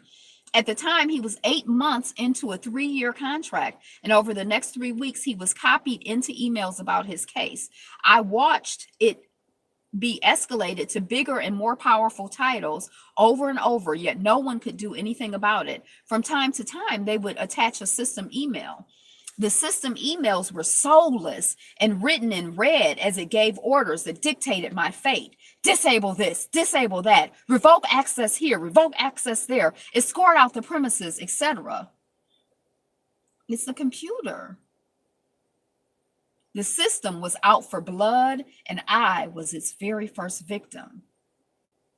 It took Mr. Diallo's bosses 3 weeks to find out why he had been sacked. His firm was going through changes, both in terms of the system it used and the people it employed. His original manager had recently been laid off and sent to work from home for the rest of his time at the firm. And in that period, he had not renewed Mr. Diallo's contract with the system. After that, the machines took over, flagging him as an ex-employee. All the necessary orders were sent automatically, and each order completion triggers another order. For example, when the order for disabling my key card is sent, there is no way of it being re-enabled. Once it is disabled, an email is sent to security about recently dismissed employees. Scanning the key card is a red flag. The order to disable my Windows account is also sent. There's also one for my Jira account. I never heard of Jira, and on and on. Although Mr. Diallo was allowed back to work, he had missed out on 3 weeks worth of pay and had been escorted from the building like a thief. He had to explain his disappearance to others and found his co-workers became distant. He didn't do anything, but they didn't know. Did he do something? They need to pay that man, not only for the time that he didn't get paid, but for the whole stress and drama. His story should serve. I thought it was always almost over. But anyway, they ain't have no way to break into the pain and aggravation. Retarded high intelligence machine. They ain't have no way for the humans, defamation of character. They ain't have no way for the humans to stop it once it started. I mean, that was deep to me. Because I would think you could always override. Hey, Mary Jane. I didn't see you come in. I would think you could always override the computers. But no, the computers are overriding us. Indonesia ferry disaster, Lake Toba captain detained. So the captain and some other people. Okay, so first of all, we've been hearing about this Lake Toba thing. It was like oh yeah, it was very small. I think I heard that about premature babies before. You're right. I'm 5'9". I don't know. In this instance, I can't blame the computer. Right, how they program it like that where they can't intercede. Okay, so the Lake Toba thing, the boat's capacity was supposed to be 60. They had 190 people on the boat, and of all of the people who did not make it, the captain made it. Now, I don't know if the captain was the one who made the decision. I don't know what Skynet is. I don't know if the captain was the one who made the decision to put so many people on the boat, but I feel kind of like if he is the one who made the decision, it's kind of jacked up that he's the one to survive. Not that I'm wishing that anybody would die, but it's like when an alcoholic is in an accident, they say, like, when I think that I'm going to be in an accident, I do tense up, and they say you're supposed to relax, but I can't really quite relax, And so, but they say that the alcoholics who usually will cause the accident, they the most relaxed ones in the house. So usually they the ones that get the less hurt, and the rest of us be hurt. And that's how I feel about this captain. Like, he probably did. Is he the one that caused the accident, and then he gonna survive and other people didn't survive? Because if the boat has a capacity of 60 and you got 190, now they say that they try to the people try to regulate what's going on, but it'd be so much activity going on that they can't regulate it.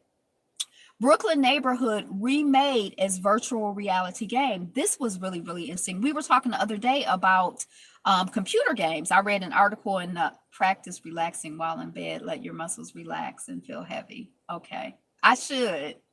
Because I noticed when, speaking of video games, like when I would play like Miss Pac-Man and stuff like that, I would, like, when it's like, oh my God, the ghost is going to get me. And all of the people who are good, I noticed they just be relaxed. Like, oh, okay, here come a ghost. So I know I get like, I'm high strung like that. So we were talking about video games the other day. Some article was like, oh, most video games are violent. And I'm like, really? I don't know, because maybe the types of games I play are not, but I didn't know that. I thought some were, but I didn't know. Hey, Rowdy Chica, what's up, girl? So this game is like a virtual, like they've spent years recreating their neighborhood, like people in the neighborhood, places in the neighborhood, And it's a community project. So, and look, it's got black and brown people. Those are some of the people in the neighborhood. I think I knew the community, but I can't remember now, which is part of Central Brooklyn. I used to work with the Central Brooklyn Partnership. Brownsville. Yeah, I didn't know so much about Brownsville, but anyway, they were part of Central Brooklyn. They were in our field of membership for the credit union. Okay. Um, go go east in Brooklyn, New York, past blockchain software startups, gentrified co-working spaces, Edison bulb cocktail bars, and you'll reach Brownsville. Langston Hughes housing projects, Call of Duty, Grand Theft Auto, most are shooter games. Yeah, but I don't play those games. But so I didn't know, like, are those most of the games or just most of the violent games? I don't play really any games, like computer games. More than 40 young people. Hey, COG.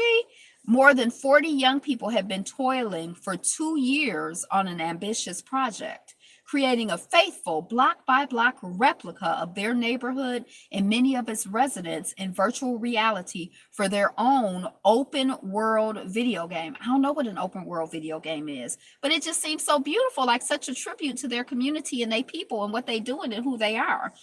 They've set up a green screen with volumetric scanning equipment, experimented with game mechanics inside an Oculus Rift, and learned to develop using the platform Unity. I don't know what any of this means. It's an uncommon blend of cutting edge gaming technology, driven and developed by a hyper local team in an area where 37% of adults have a high school diploma and the median household income is around $25,000. Ray Graham has been working on the game from the start in the early 2016. He's 20 years old, loves Skyrim, I guess that's some other game, and hopes to attend college in the fall. Oh. If you're from Brownsville, you'll recognize it. And the people of Brownsville that we got in, you'll recognize them. Oh, in Fireflies, a Brownsville story, you'll play as two young characters, one male, one female, who have been separated by historical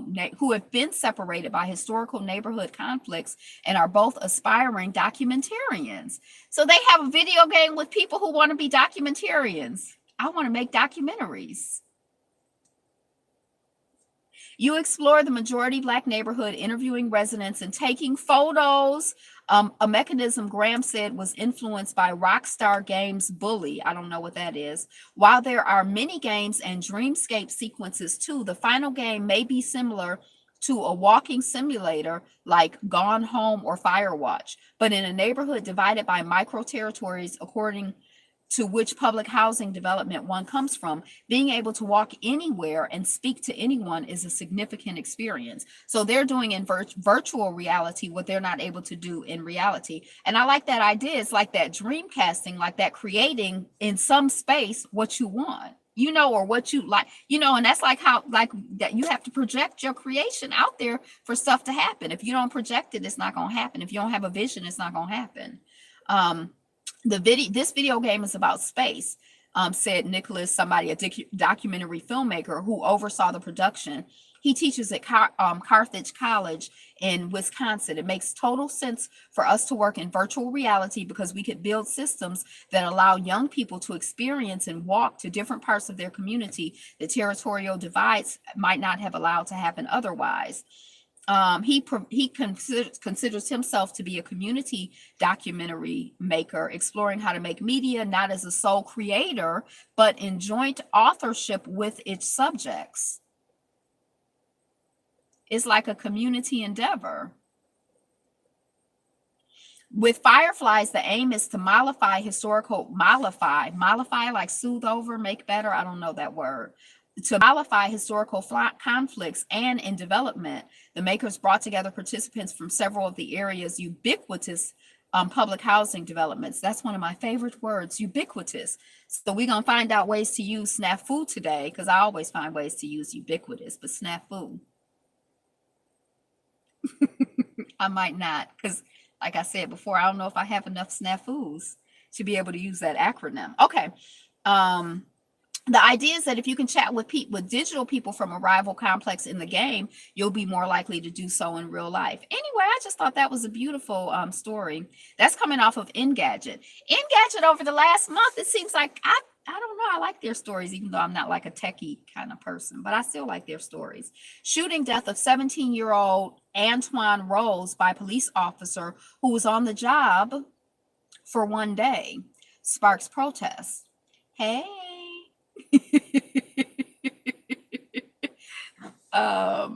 So the man was on the job for one day and he already killing people. He already shooting people, killing people, 17-year-old children.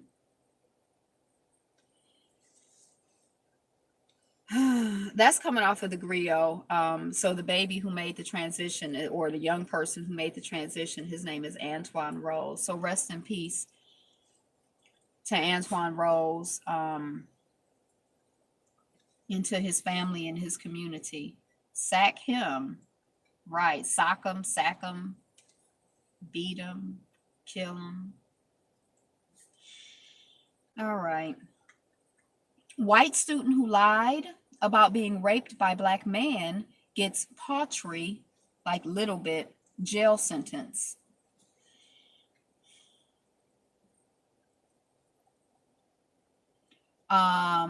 Sarah Netanyahu, Israeli prime minister's wife, charged with fraud. So we were talking earlier about grifting and grafting, and I'm like, I thought they were the same thing. It's two different words. Are they connected? But here, when I looked at this image of this woman, I don't think I've ever seen, and I don't think you can necessarily, or you should judge people by how they look. But when I looked at this woman, she looked like, to me, I wasn't surprised by the headline. Like she looked a certain way. I don't know, just because somebody charges you, situation normal, all effed up. That's, oh no, that's not, no, I need to use it to, I like snafu. Let's see if we can see her. So I could hurry up and close that and go on to the next one. Oh no, dang. Now I'm out of my thing. Y'all, I'm gonna get finished tonight. I promise. I'm gonna get finished. I'm gonna get finished. Dang, this ain't coming up. I'm probably spooling on your end. Aquarius. I got to try to remember that. Aquarius. Okay. Situation. This is a snafu. I'm having a snafu. One. Okay.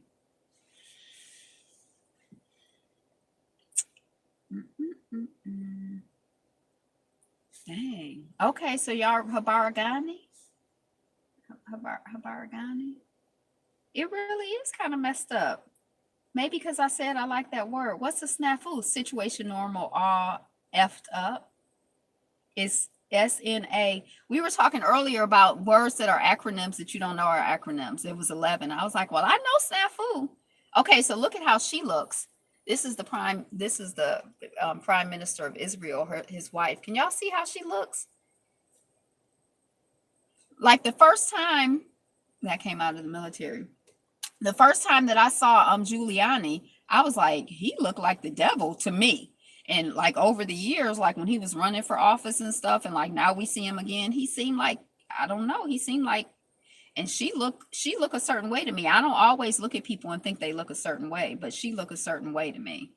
I'm just saying, I'm not saying I'm like psychic or anything, but she looked a certain way.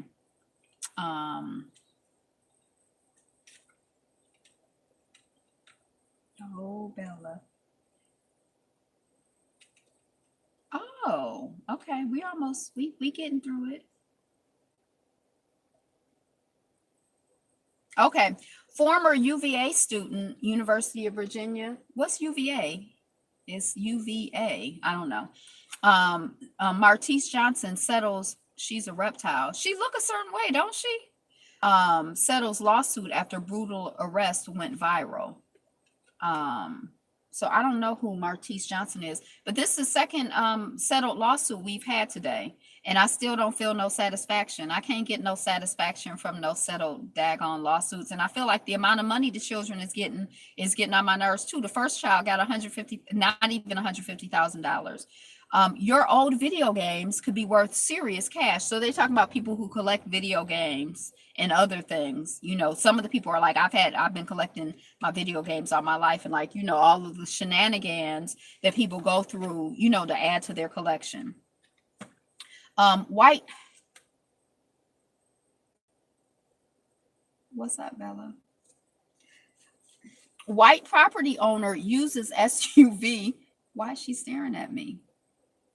White property owner uses SUV to prevent Black doctor from entering gated community, accuses her of trespassing. It's not only a gated community, but it's the gated community that she lives in. So it's her gated community. And this person, he blocked away. He like, you can't come in here. You don't live here. You trespassing.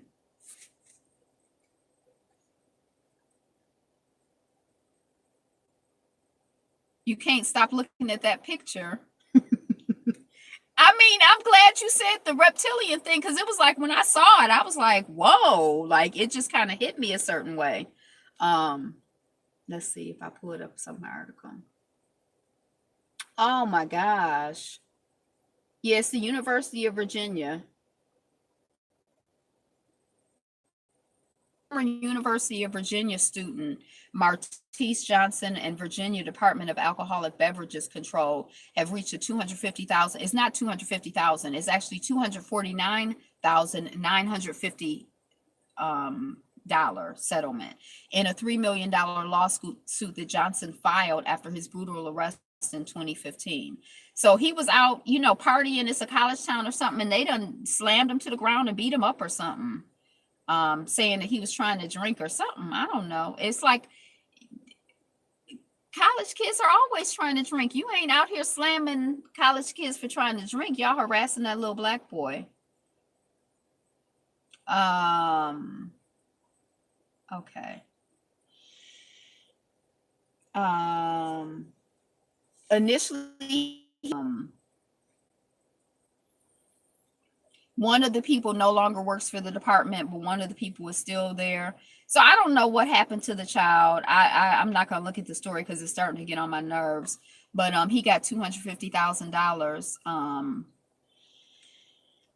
The prime minister's wife. Oh, you're looking at the prime minister or the wife? Oh, the prime minister's wife. Yeah.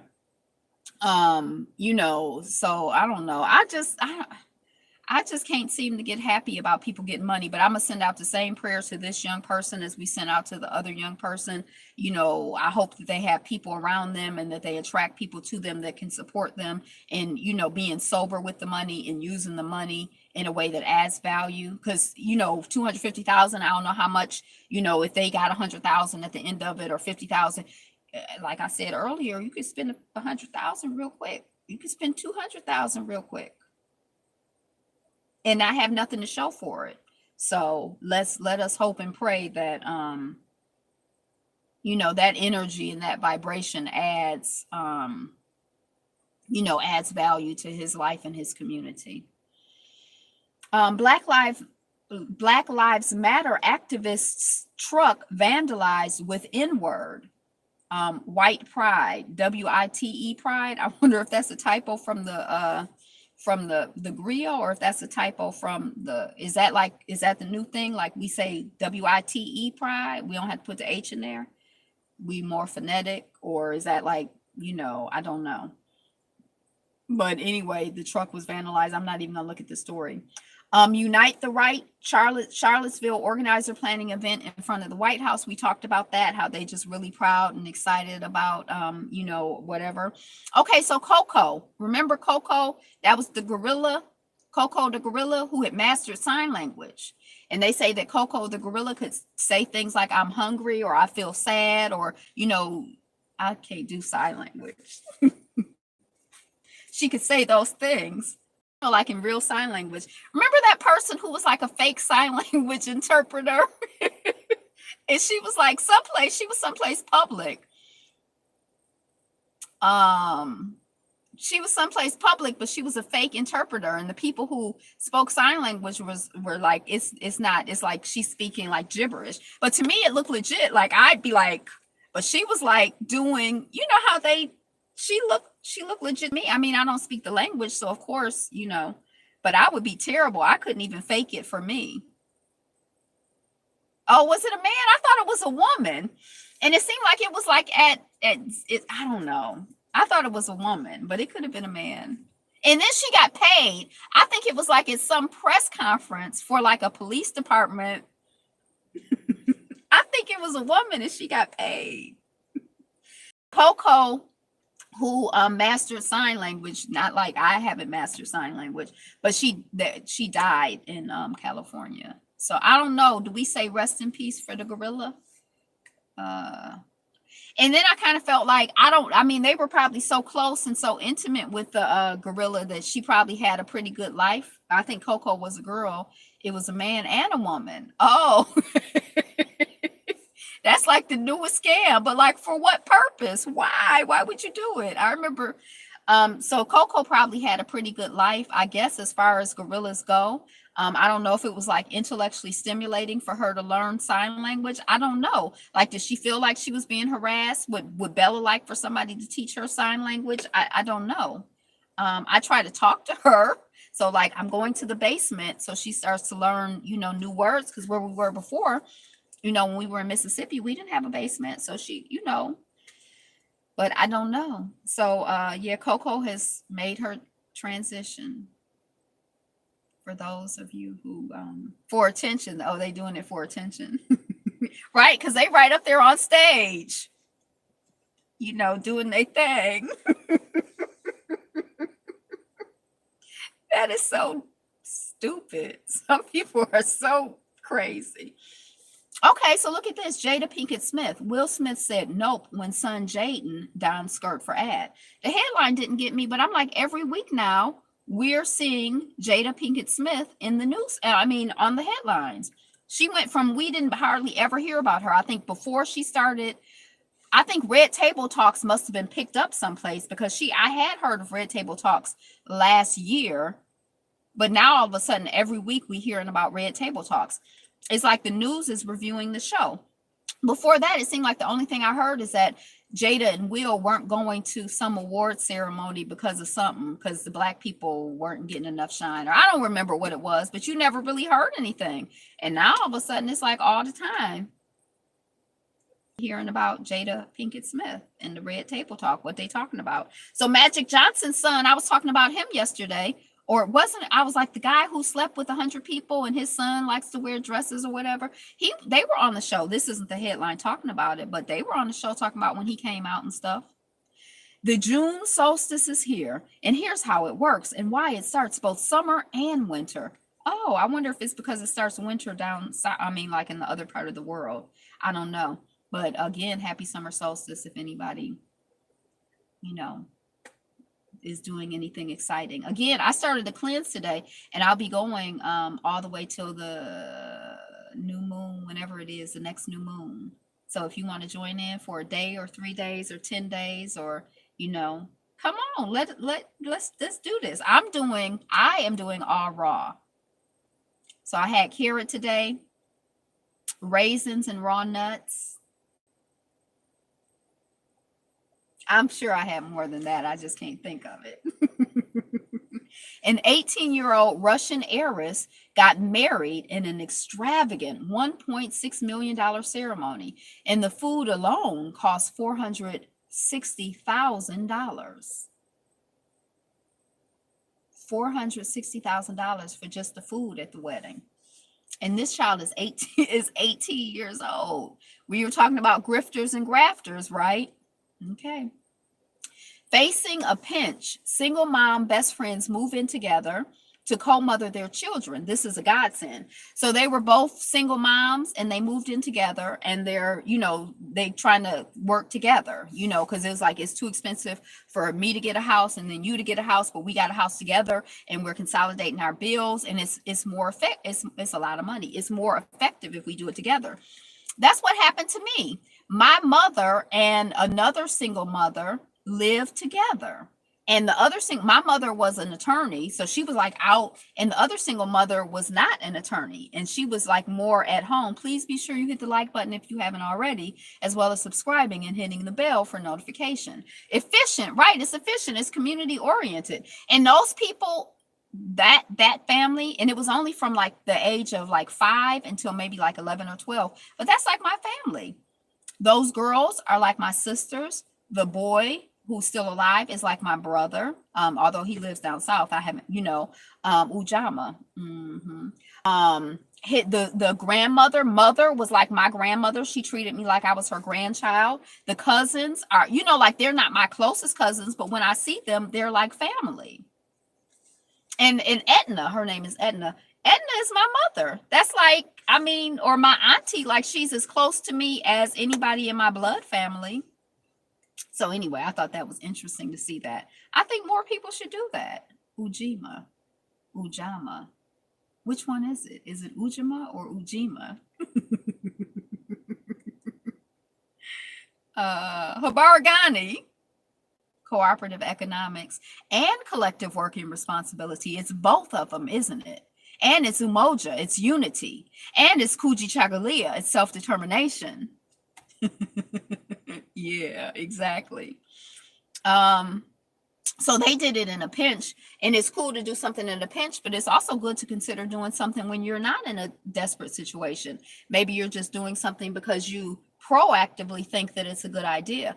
People, when on my street, when I was growing up, we actually had a commune, and I looked into communes, but I could never really figure out how to make them make sense. But the commune on my street was a bunch of white people, but it's like this big, huge house. And when it was on the market about 5 or 10 years ago, I walked through it, and it's way bigger than I realized. When I was a kid, all we would do was like hang outside and dig up worms, or else, they'd order pizza. And I remember like the mozzarella, the strings from the mozzarella on the pizza, but I don't really remember the inside of the house, other than, but it's a huge house, and they were like a commune. It was like a whole bunch of different people who lived there together.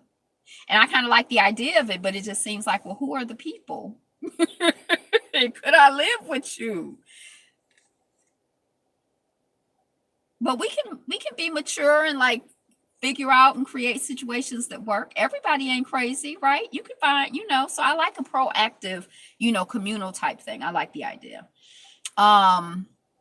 Just like Trump, British Apprentice star under fire for racist tweet about Senegal win at the World Cup. So first of all, I was excited because Senegal, yay, won at the World Cup. I like the idea of community like that if I had my own house. Yeah. So Senegal, let's all move to Costa Rica. So Senegal won at the World Cup. I was so excited. I haven't been following, but I'm like, yay, I like Senegal, because all of the people I know from Senegal are like really, really blackity black. So I like Senegal. So I was glad to hear that they won at the World Cup. Now, the man done took the picture of the people, the athletes, the world-class athletes, literally world-class athletes in their soccer uniforms, and he or some of his ignorant ass cronies have doctored the picture. And there are hit the share button down below and share the video with the world. Thank you. Share with Google, Twitter, Dig, and Tumblr. Oh, I don't even know what Dig is. I've never been on Tumblr. I don't know if I've been on Tumblr. Yay. So he's like, oh, these guys look familiar, talking about this world-class soccer team. These guys look like the guys that I've seen. Let me see. Now that it's come up, I want to say exactly what he said. I recognize some of these guys from the beach in Marbella. Multitasking, resourceful chaps, right? So here's the team. Look at them. They all chocolatey. This the asshole. Look at him. He all chalky. He's sad because he's sad. Dang, I can't see the picture. Well, if you look it up, they done took this picture, and underneath it, they have like, I don't know, like when I was in New York, people would like have stuff laid out on the street that they were selling, like umbrellas or watches or I don't know, purses, whatever it was. And so they done got the pictures smashed together to make it seem like these athletes are standing over their wares that they're selling, that they're hawking their wares at the same time that they just got finished winning their professional level athletic endeavor, World Cup soccer game. So that's the person from Britain who's like the equivalent of Zero. I guess he has a TV show where he fires people. I don't know. Ignorant, dumb asshole. Southwest passengers who survived a fatal flight are suing the airline, claiming they suffered overwhelming horror. And they have overwhelming horror in quotes as if it's not true. Have you ever been on a plane that's gone down and you thought that you were going to die? Doesn't that sound horrible?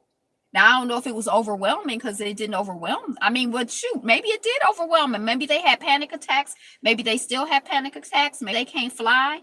I think it would be scary to be in I get scared when I fly, and I like to fly. I like to go. But when the plane is taking off and when the plane is landing, I try to like think about something else because I'm like, oh, what's going to happen? And I'm so thankful when I land safely.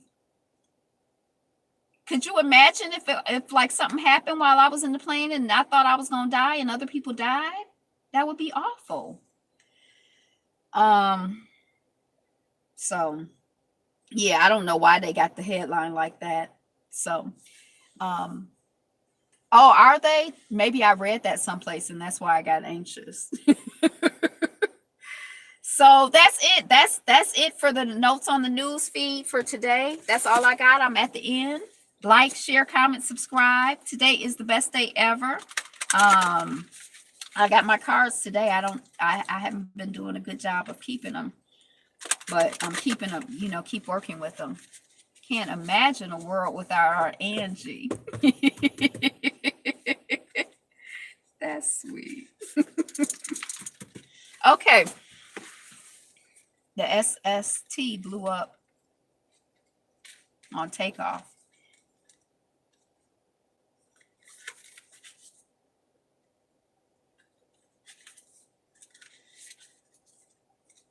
You know what's really weird?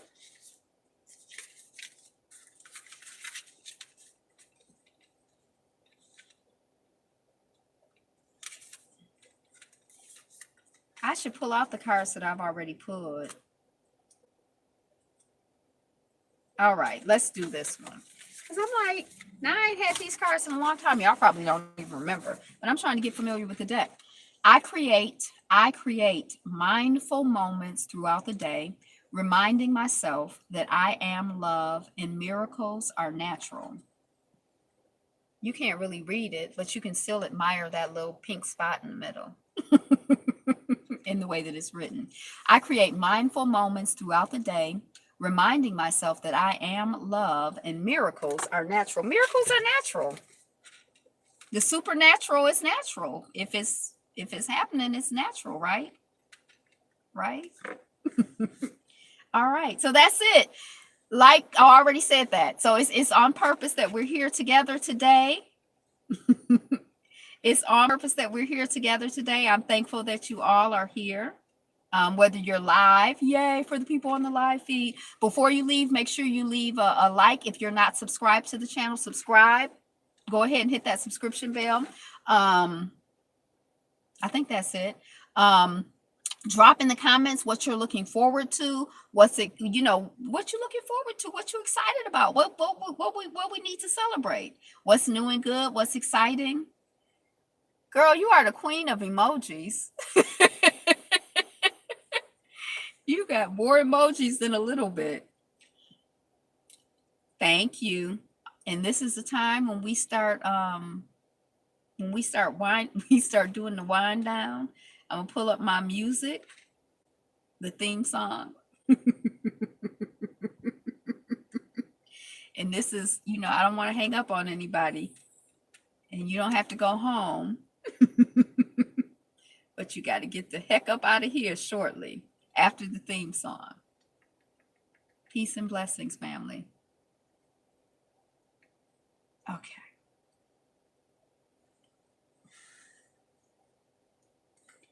Hey, hey, hey. That reminds me of Fat Albert all of a sudden. Be fabulous. Be fabulous you. You see her looking? Be you. Be fabulous. Be fabulous you. Who you gonna be if you ain't you? Who we gonna be if we ain't we? Who you gonna be if you ain't you? You. Be you. Be fabulous. Be fabulous you. Peace. Peace. Bye. Peace and love and grace. Ooh. Peace, love, and grace, everyone. Peace. Thank you. Thank you. Thank you.